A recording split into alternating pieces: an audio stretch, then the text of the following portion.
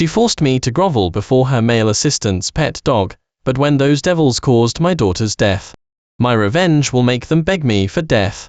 From a multi-billion-dollar corporation to the morgue, I used the very bombs they planted to blow open the gates of hell. Certified by 28 million people online, this is the most satisfying legal revenge in YouTube history. Warning, the ending will send shivers down your spine, after my wife forced me to grovel and apologize to her male assistant's pet dog.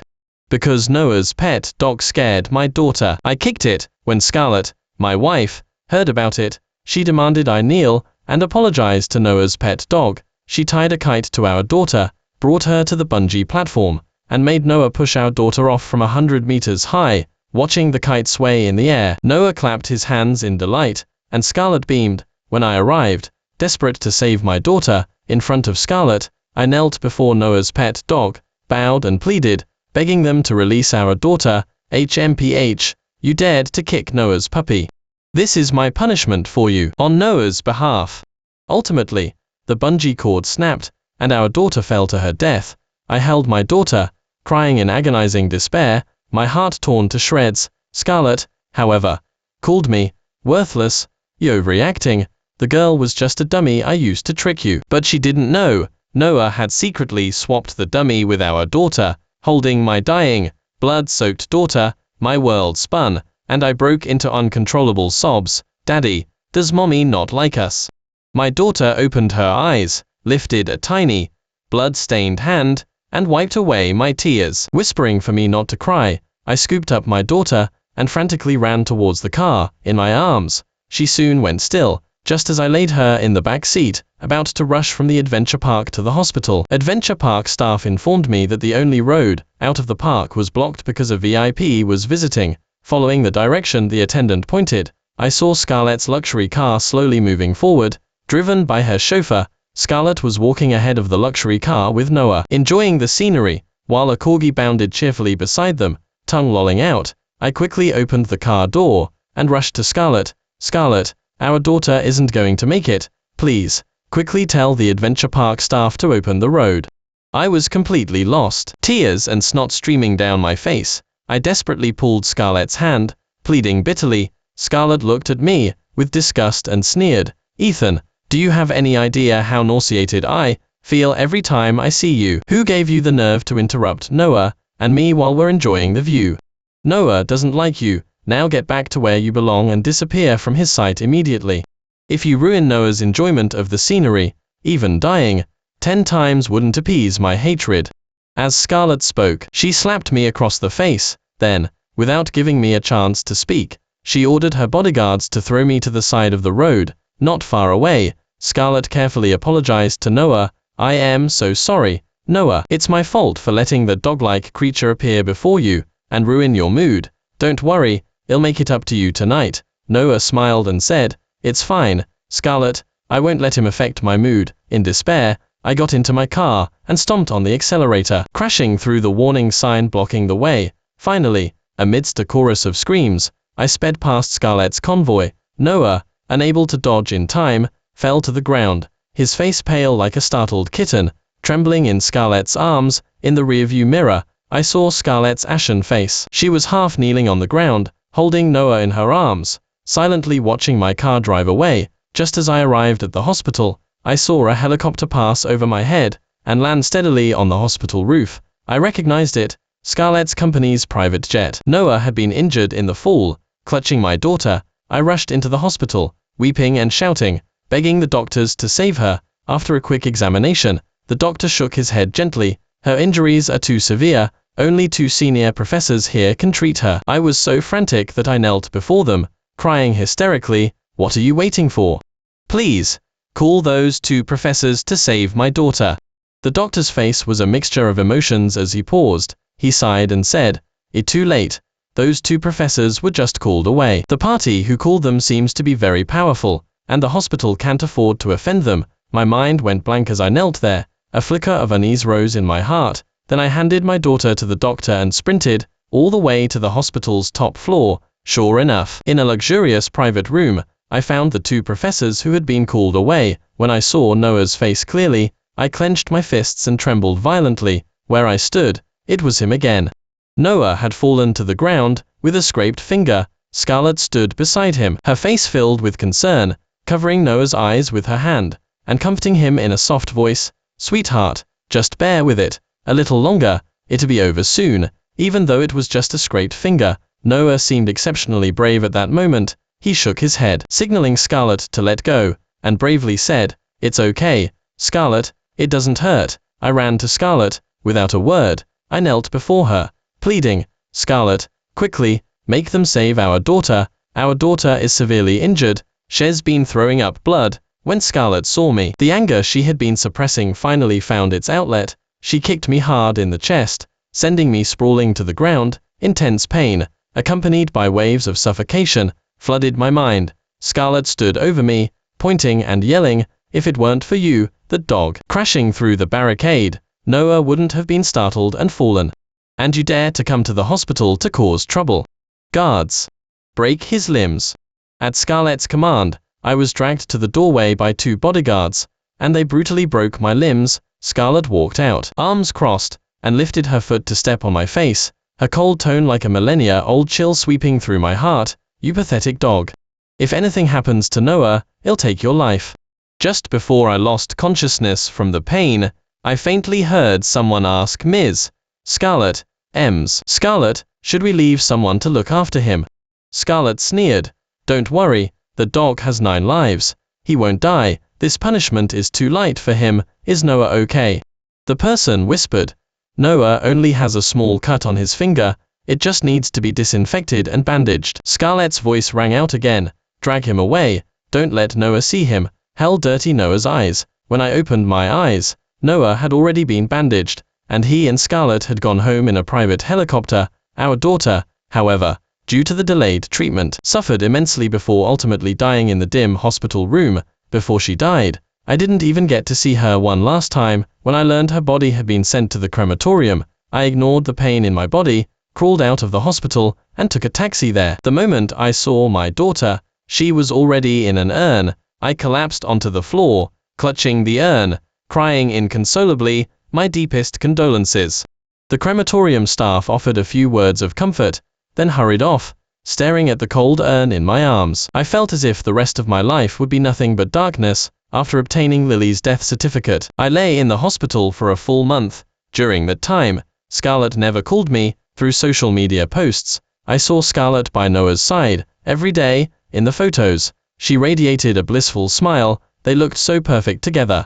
I remembered back in college, Scarlett had meticulously planned a grand proposal ceremony for me at our graduation. She wore a white wedding gown, holding a bouquet of flowers. Amidst the astonished cheers of the entire student body and faculty, she knelt on one knee and proposed to me. After we married, she was incredibly caring, always attentive to my needs. Even if I accidentally cut my hand while cooking, she would become incredibly anxious. All of that changed the moment Noah appeared by Scarlett's side as her secretary. Everything changed. Half a month later, I could barely walk. I returned home, carrying Lily's urn. Scarlett was wearing a smooth, soft silk nightgown that highlighted the captivating curves of her legs. Noah was lazily lying on her lap, eating grapes that Scarlett had peeled for him. There was a time when she used to feed me fruit like that. I held Lily's urn, my face expressionless, ignoring the 2 on the sofa. Scarlett's mocking voice rang out, "See, baby. I told you his pathetic life is tough. He simply won't die. It seems we didn't hit him hard enough at the hospital last time." Scarlett's words made Noah burst into laughter. Scarlett stood up and blocked my path, saying coldly, "What are you holding?" I was already past caring. She slapped me across the face, angrily demanding, "Ethan, I am talking to you. Are you deaf?" I stood my ground, looking at Scarlett's frosty eyes, and quietly said, "This is our daughter Lily's urn." After I spoke, a flicker of shock appeared on Scarlett's face, then another slap came. The immense force made my ears ring, and I instinctively stumbled back. HMPH, Ethan, didn't I just have my bodyguards beat you up at the hospital? Who told you to hurt Noah? How dare you curse our daughter? Noah nodded in agreement, chiming in, "Ethan, as Lily's father, how can you speak of your own daughter like that? Too much. Lily is so adorable. How can you hold a box and claim it's her ashes?" Scarlett's face grew colder. She snatched Lily's urn from my arms, and violently smashed it onto the floor. Scarlet, you insane. I sprawled on the floor, shielding Lily's ashes with my body. Scarlet lifted her foot and stomped hard on my back. She showed no mercy. She stomped on my back several times, making me cough up blood. Where's the maid? Quickly, sweep up this flour and throw it in the trash can by the door. At Scarlet's command, I watched with my own eyes as Lily's ashes were swept away by the maid with a broom. Noah even volunteered, snatching the broom from the maid's hand and emptying the contents into the outdoor trash can. Watching all of this unfold, Scarlet finally looked satisfied. Tomorrow night is Noah's birthday. Bring our daughter to the party. If anything goes wrong tomorrow night, don't blame me for being unkind. With that, she left. Scarlet took Noah's hand and walked away. Before leaving, Noah's lips curled into a meaningful, taunting smile at me. Through his lips, I read two words: worthless. The next evening, Scarlet spared no expense to host Noah's birthday party at the most prestigious exclusive private club in the area. She invited many wealthy business owners. Under the lights, Scarlet wore a sexy, sleek black gown, revealing half of her fair, jade-like back. In front of everyone, she intimately linked arms with Noah and walked towards me. Scarlet glanced around me, not seeing Lily, her voice cold. She glared at me angrily. Where's our daughter? Didn't I tell you to bring her? Worthless, you can't even manage one simple task. I lifted my bloodshot eyes and looked at Scarlet, my voice hoarse. I told her, our daughter died the day you and Noah pushed her off the bungee platform to fly a kite. The flower you had the maid sweep out was our daughter Lily's ashes. In front of everyone, Scarlet splashed the red wine from her glass onto my face, then raised her voice and yelled at me, Ethan, can you stop being so childish? I am warning you, this ends now. Who do you think you are, to be jealous of Noah and argue with me? I order you, bring our daughter here immediately. If it weren't for our daughter's sake, you wouldn't even be qualified to attend Noah's birthday party. I stood frozen in place, unmoved. All around me, people were pointing, laughing, and whispering about me. Don't let his fancy clothes fool you. In Ms. Scarlet's eyes, he's worse than Noah's pet dog. He's completely disgraced all men. Why doesn't such a pathetic man just die? If you ask me, Noah and Ms. Scarlet are the perfect match. Facing the overwhelming torrent of humiliating words from all directions, Scarlet showed no intention of defending me. Instead, she watched me with amusement. Noah, too, wore a gleeful smile, raising an eyebrow at me in challenge. Scarlet smiled sardonically. Did you hear that? In my eyes, you're not even as good as a dog. Noah walked to Scarlet, feigning innocence, and whispered, Scarlet, how can you say such things about Ethan? Ethan, don't upset Scarlet anymore, just apologize to her. Then he walked up to me, and said in a voice only we could hear, Ethan, if you know what's good for you, get away from Scarlet immediately. Scarlet is mine alone, you pathetic dog. He'll never be worthy of Scarlet. I looked at Noah with an indifferent expression. He then put on a pitiful expression, like a vulnerable woman, which almost melted Scarlet's heart. Oh, right, I forgot to tell you something, Noah said, giving me a strange smile. Then he glanced at Scarlet, and lowered his voice further, saying to me, actually, the day I deliberately swapped the dummy with your daughter, and I was the one who tampered with the bungee cord to make it snap. How about that? Wasn't the kite I flew beautiful?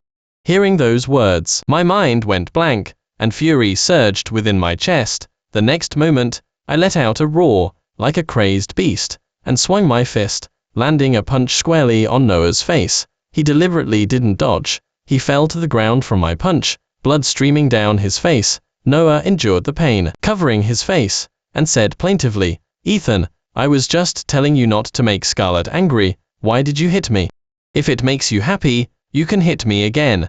As Noah spoke, he shakily stood up. I lunged at him, punching and kicking Noah like a maniac. You beast, give me back my daughter's life. Scarlet's eyes practically blazed with fire.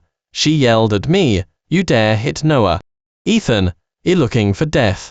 Scarlet had her bodyguards pull me away from Noah, then picked up a wine bottle, and smashed it forcefully onto my head. The bottle shattered, wine splattering everywhere. The rich wine, mixed with the blood from my head, ran down my face. Scarlet quickly shielded Noah behind her. She tenderly stroked Noah's blooded cheek, her heart nearly breaking with concern. Baby, are you okay?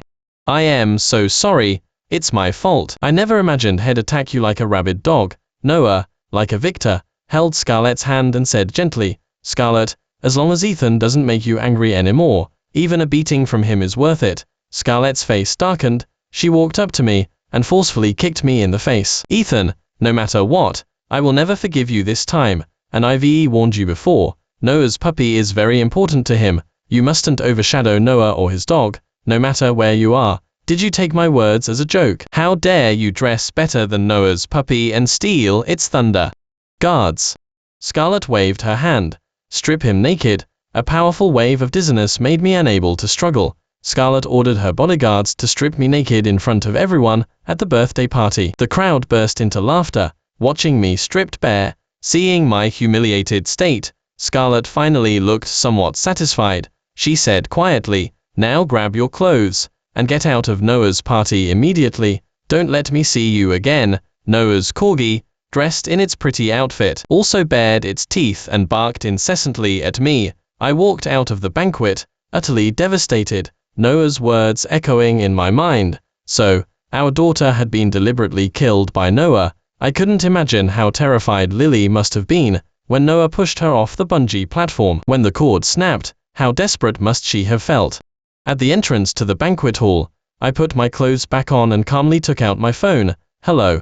I agree, come pick me up. After a brief silence, the other person said happily, that's wonderful. You're finally willing to accept me. I've been waiting for you. Tonight, I'll have someone buy you a ticket to Australia. 2 hours later, after I'd finished my final preparations, I went to the airport for my flight. The plane quickly ascended from the runway, heading for Australia. Only after arriving at the Australia airport did I turn on my phone to see over a dozen missed calls from Scarlett, along with hundreds of messages flooding the screen. Why aren't you home? Where did you take my daughter? Ethan, no matter where you are, I order you to come home immediately, or I'll have my bodyguards break your limbs again. I ignored Scarlett's calls and messages, and looked at the beautiful woman in a white dress walking towards me, smiling, not far away.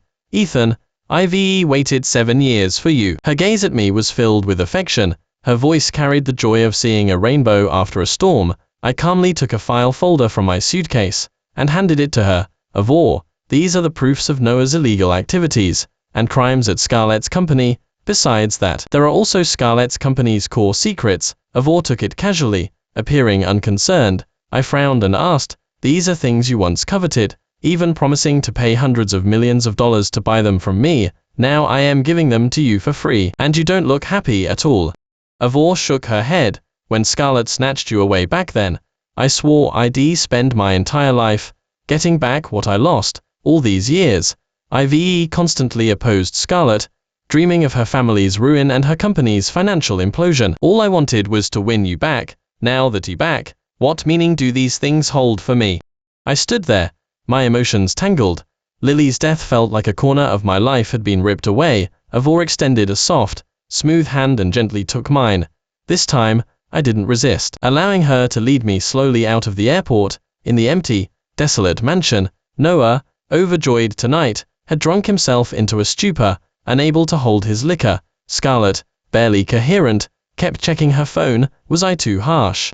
Scarlett's face held a bewildered expression. Since she had me stripped naked, humiliated me, and threw me out of Noah's birthday party, 4 or 5 hours had passed, during which she had made dozens of calls and sent countless messages. All of them had gone unanswered, receiving no response. Before, no matter where I was, if Scarlett was at a party or a business dinner, and called me drunk, I would rush home immediately to prepare her hangover remedy, and cook her favorite meals. Every time she came home on an empty stomach, and sat down to eat at the dining table, I would stand within reach, massaging her shoulders and back. But tonight, when she returned home, all she saw was a dark, cold living room. Ethan, where the hell are you?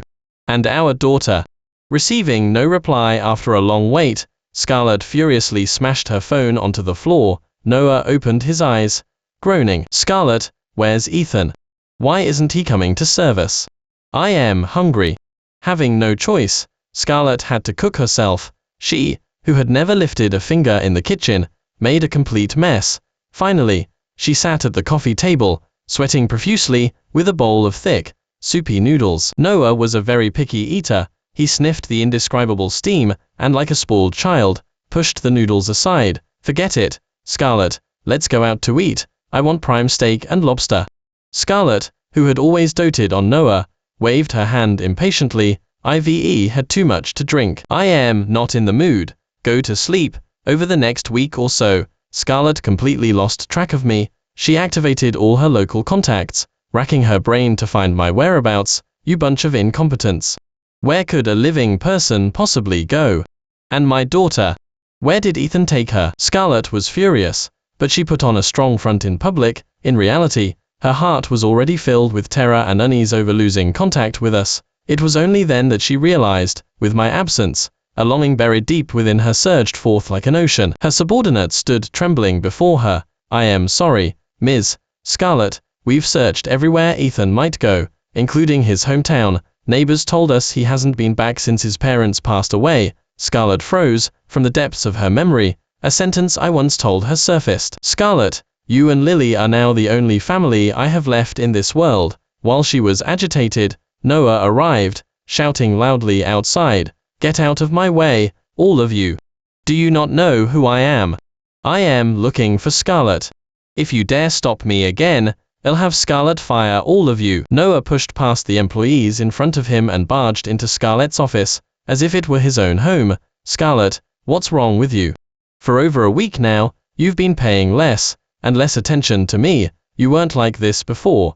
Scarlett looked at Noah with a cold gaze. For some reason, looking at this man now, a sense of aversion rose in her heart. He couldn't do anything. He was like a helpless child waiting to be fed, constantly needing to be nurtured. I've been a bit busy lately, you should go back for now, Scarlett said, looking at Noah. Not even bothering to maintain her smile, Noah grabbed Scarlett's hand and whispered, Scarlett, are you looking for Ethan? You can't hide it from me. Now that Ethan is gone, we should be happy. Scarlett pulled her hand away, stating flatly, that's your happiness. Noah could feel that Scarlett was drifting further and further away from him during this time. Just as Noah was about to say something else, a delivery person walked to the doorway, taking out a package from his hand. Excuse me, Ms. Scarlett. Mr. Ethan asked me to deliver this package to you. Scarlett, her emotions stirred, quickly took the package. She opened it to find a few items inside, Lily's death notification and cremation certificate. The remaining items were, strikingly, a voice recorder and a USB drive. The voice recorder contained every word Noah had secretly spoken to me over the years. As for the USB drive, it was filled with evidence of Noah's embezzlement and illegal activities within the company, leveraging his position as an assistant, along with her company's core secrets. Scarlett picked up the death notification. When her gaze shifted and stopped on the name, Lily, a soft thud. Scarlett instantly turned pale, collapsing to the floor, one hand clamped over her mouth, tears streaming down her face. My daughter. Hi. How could our daughter be dead? Did Ethan not lie to me after all? Everything he told me the day at the adventure park, and at the hospital, was it all true? Scarlett broke down, letting out a heart-wrenching scream. Noah's face contorted as he looked at the items before him. He tried to snatch the voice recorder and USB drive from the package, control him. Scarlett, heartbroken, picked up the voice recorder, Noah's private taunts to me, and then that night, his deliberate provocation and confession that he had swapped the dummy with our daughter, and intentionally severed the bungee cord. All these words struck Scarlett's heart like heavy hammers. Her hair disheveled, her eyes bloodshot, she stared at Noah. So it was all you. You killed my and Ethan's daughter. No wonder that day at the adventure park, you repeatedly stopped me and even had the professors and doctors from that hospital called away. Noah's lips trembled in fear as he backed away from the frenzied Scarlett. That same evening, Scarlett took Noah by private helicopter directly to the adventure park, where he had killed our daughter. Noah was bound tightly, trembling all over, as he stood on the bungee platform. Scarlett, please spare me. I'll never dare to do it again. You love me so much. How could you bear to hurt me? Noah collapsed onto the bungee platform. He was shaking like a leaf. Scarlett pointed her phone's camera at Noah and said sadly, Ethan, I've avenged our daughter. Soon, the bodyguards pushed him to the edge of the bungee platform. Seeing that begging was useless, a completely desperate Noah, his eyes bloodshot, burst into a maniacal laugh. Ha ha, Scarlett, even if you kill me, your daughter won't come back to life. I'll tell you the truth, I deliberately swapped the dummy with your daughter. I wanted to kill her. Why should Lily be your and Ethan's child? Only if she dies can I have a true daughter with you. How about it?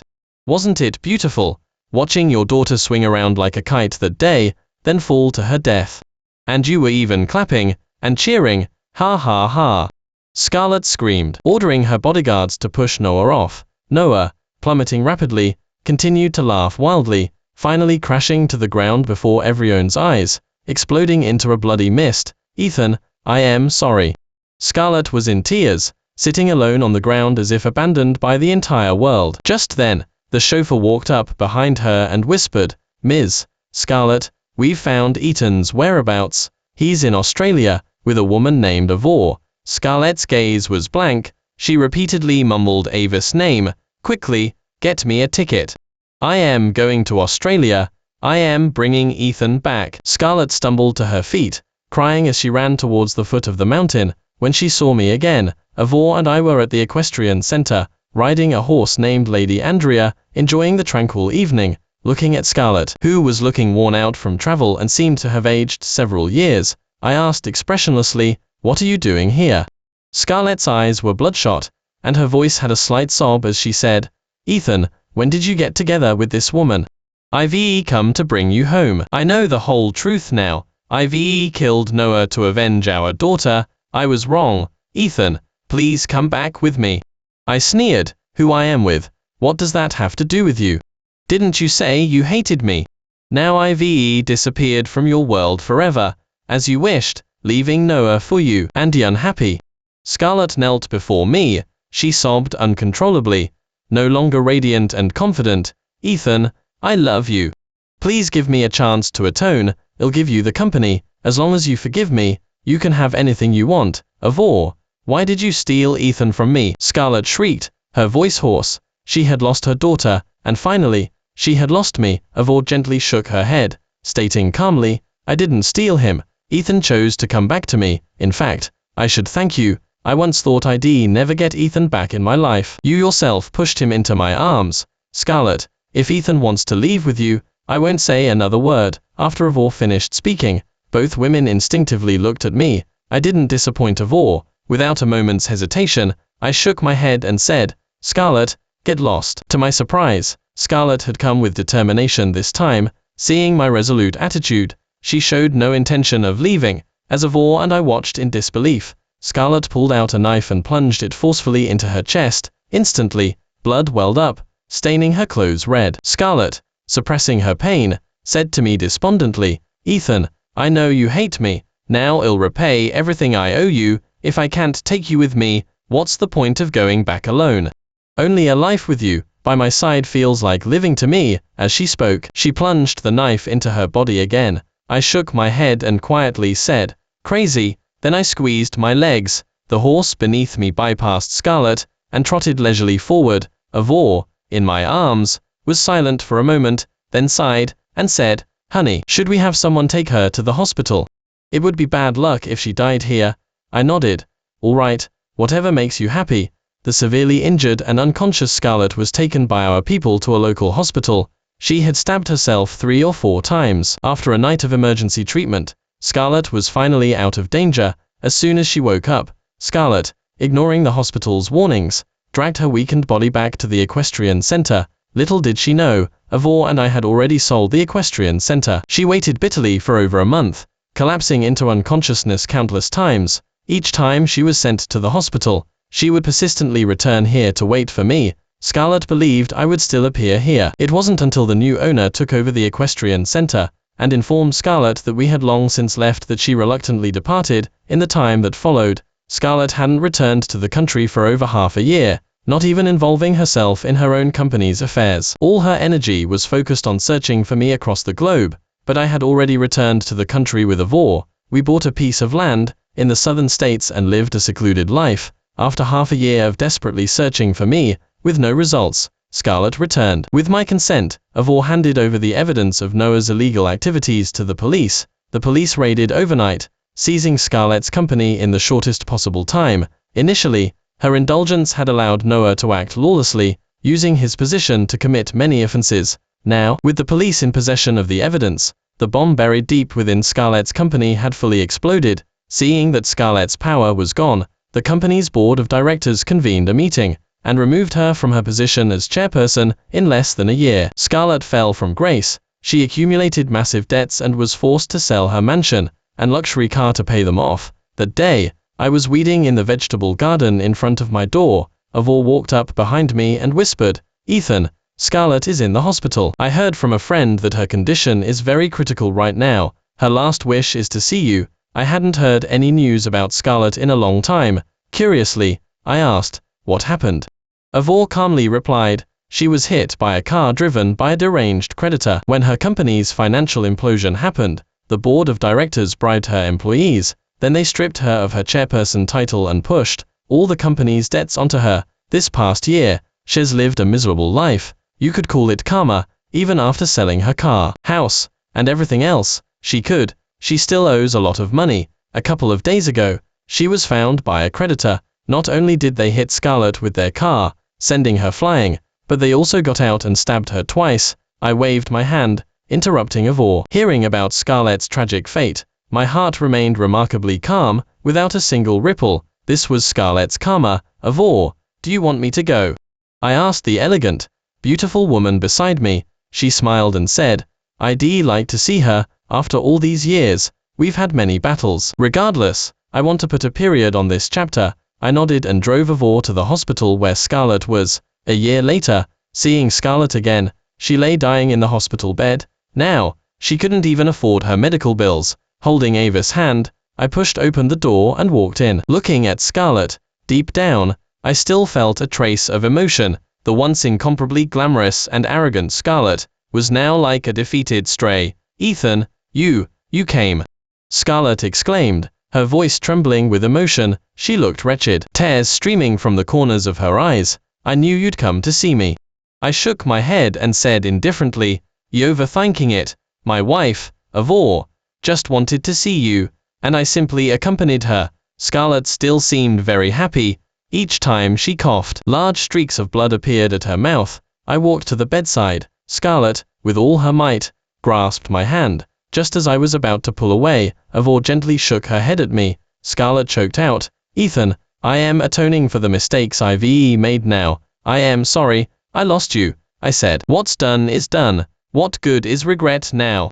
I'll never forget the day you and Noah killed our biological daughter. Oh, and Avor and I got married 3 months ago. She's already pregnant with my child." Scarlett's mouth fell open, her bright eyes dimmed at my words. I couldn't be bothered to say any more useless words. I said to Avor, "Avor, you've seen her. Let's go. We shouldn't let our child be tainted by bad luck." Avor and I had barely stepped out of the room when many doctors rushed in right after us. This time, Scarlett couldn't be saved. She died in the emergency room. When I heard the news, I smiled faintly. Scarlett was the end of my first half, but Avor was the beginning of the rest of my life.